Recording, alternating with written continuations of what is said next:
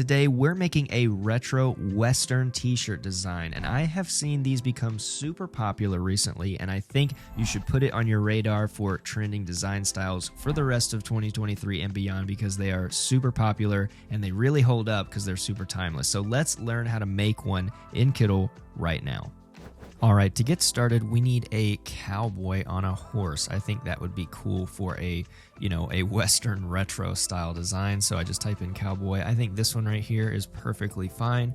I love how it's not too detailed, but there's still a nice amount of detail there, so you'd clearly know it's a cowboy on a horse. And then just to show you the style of design we're going to make, or the layout, I'm going to add this tombstone shape right here, give it a border, take off the fill color, and then if I size it up, I'm basically creating a template for myself. So I know that this is the design layout that we're going to have with text all around it in this tombstone shape and text below it. So let me show you how to do that. So I'm going to work on the bottom text first. I'm going to go for Writers Club, something very obvious, maybe very cliche. I'm going to put this down here in the bottom and size it up, and to make sure that it matches the style, you can already see right here I've been using the fonts, but if I just type in AD for adventure, you can see all these different fonts. I'm going to use this script font right here for Writers Club, which is the kind of focal point, the main name of this club, whatever we're making. And then I'm just going to do a little tweaking, make sure this isn't super big, so I have some space to work with. And then for the filler text below Writers Club, I think a location would be good, so I'm going to do Houston, Texas for that. So let me put this all the way in one line, bring it here below. And then for this one, we're going to use a slab serif font, a very westerny style font that you would see in maybe like Western flyers or wanted posters from just Westerns in general.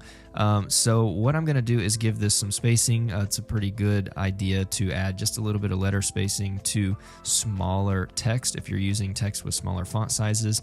And now I'm going to teach you how to put this on this tombstone shape, to put text on a tombstone shape. So we're going to make three parts. We're going to make a part for the left text, a part for the top text, and a separate text box for the right text. So I'm going to make it that same obviously slab serif, but I'm making it bigger. And so the slogan that we're going to use is "We're heading out west."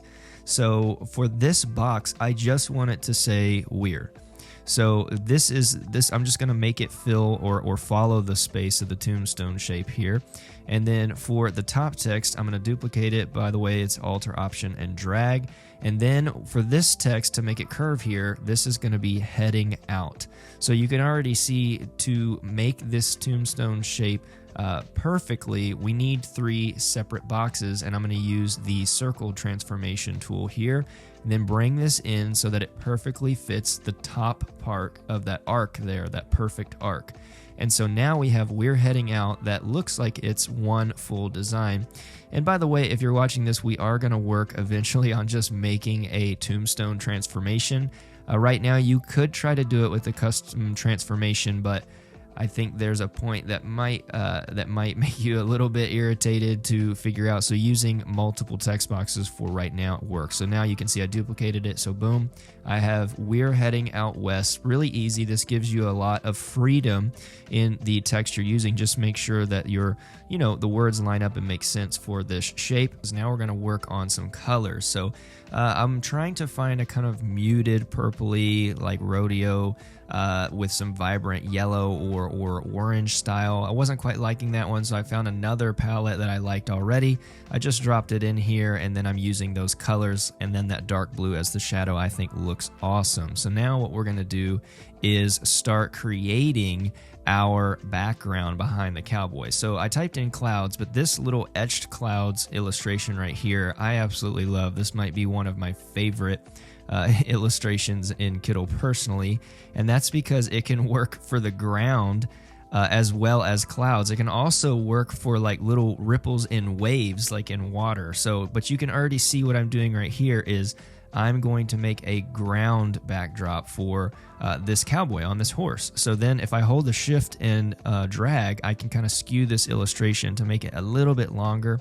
And then all I'm going to do is just duplicate it a bunch of times and flip it around a couple different ways to make it look like this scene is going off in the distance.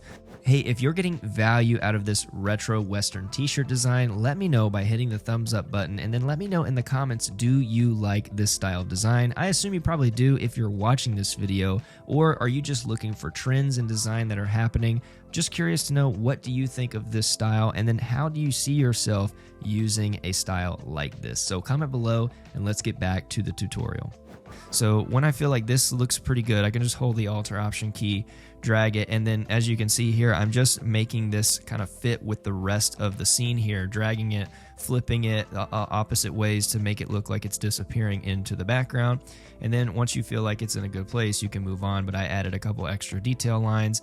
And then what I'm going to do is add some grass. Now with the grass, I want some grass that's going to be in line with a little bit more detail. This one's flat, but this one right here has different pieces going different ways. I guess at a small size, it's not going to matter too much, but I do want to add a couple of different grass styles. I don't want it to be too repetitive.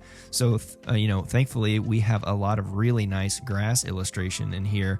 And because the etched lines for the ground there are lines, we can just tuck them in there to make it look like it's coming out of the ground. Isn't that cool? So you can really get diverse and make some really cool scenes with this. Now, I was looking for a moon, but I think this sun illustration down here, this one right here, looks like clouds are kind of coming in front of a moon. And so I liked the idea for this as the moon. So I'm making a nighttime scheme. I think you mostly see desert schemes or daylight schemes, and I'm kind of creating this nighttime scene, like maybe they're riding at night. And so now we need to fill this space. And what we want to do is kind of create a night sky back here. Instead of just creating a shape that is that color, which is another common thing, we have these stains and brush marks that might play nicely with the etched style of the ground. So I'm going to add a few of these just to show you kind of what I'm talking about. So I'm adding a couple of diverse ones so that, again, we don't get too repetitive. So now let me make all of these that dark blue, because that's going to be the color of our sky. It's also the color of the shadow of our horse and our rider here, because we don't want to get too crazy with colors. I don't want this to be too insane. So now if I grab all of these, what I'm going to do is send them to the back. So right click, send to back. And now you can kind of get an idea for creating a night sky. See, if I duplicate this just a couple times, boom, duplicate, duplicate. Now that's repetitive, but you get the idea. I've actually already created one, so I've already created what I think to fill the space of the sky here with different brush strokes. But for saving you from watching me make that, which did take a little bit of time, I've already put it together here. And so another way you could do it, by the way, if you don't like the brush strokes, is you can go to abstract shapes, and let me just click in a few here. And if I make these all that blue color, you could create some kind of organic looking shape that fills that space that way. But now what we need is some shadow for our cowboy here. So the moon is blazing down. It's a full moon. Maybe there's some clouds in front of it, but I'm going to use another paint mark here, a paint brush mark. And I just wasn't really feeling it. I needed to tweak it a little bit because I wanted some of the ground to come out from underneath it. So, of course, take your time, but, maybe don't go overboard. Just make sure that the point is getting across. Again, this is going to be printed on a shirt. So now we need some clouds here. So I'm using some of these clouds that, again, still fit the scheme. I'm not going for super high detail clouds. These are just silhouettes of clouds, and I'm just putting them in a couple different places around the moon, since you see those streaks in the moon.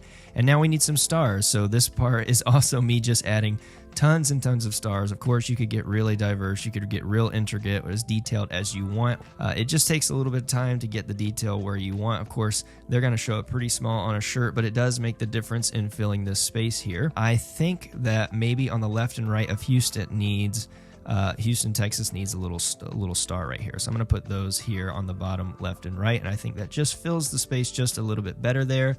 Now what we can do is take off the background, and we can go into our mockup generator. So we still have that swatch saved over there off the side of the artboard, so we don't forget our color. So let's find one, an outdoorsy one. I think this lady right here with the crew neck shirt, or the crew neck sweater, will be cool for this design. They're against a lake. It's outdoorsy. I think that fits. So we're going to use the eyedropper tool. I'm going to hit that darker blue, but then I'm just going to go up and try to find that pastel-y muted color that I had before, and I think that looks pretty cool like that. Now I also did it on a tote bag here with the same color scheme in the background, and I think that looks really cool, especially with this mock-up being outside already. So here is the completed design.